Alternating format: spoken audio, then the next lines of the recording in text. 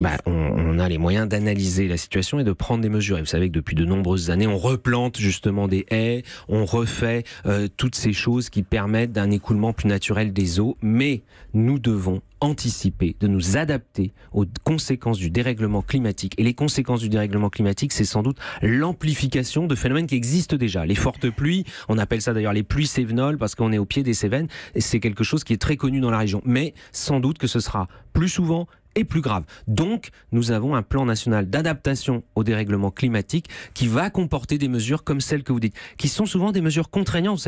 Les maires m'ont dit sur place, le maire de Villegayen qui m'a dit, moi, il y a des habitants, ils viennent me voir parce qu'ils ne sont pas contents que leur terrain ne soit pas constructible. C'est ça aussi la vie d'un maire, c'est de dire non. Et l'administration de l'État, on lui reproche trop souvent de dire non, mais c'est pour la protection des populations. François Drugy, est-ce que pour le ministre de la Transition écologique que vous êtes, de tels phénomènes ne sont pas le rappel que l'action que vous menez et qu'ont mené vos prédécesseurs avant vous est loin d'être suffisante?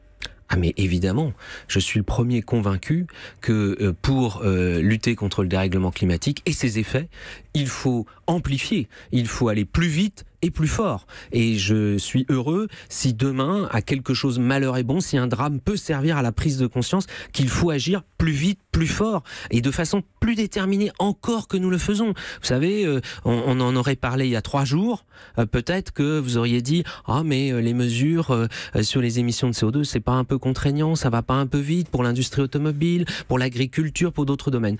Eh bien, il faut que nous soyons tous mobilisés. Quand je disais compassion, solidarité, mobilisation, la mobilisation c'est dans l'urgence et dans la durée.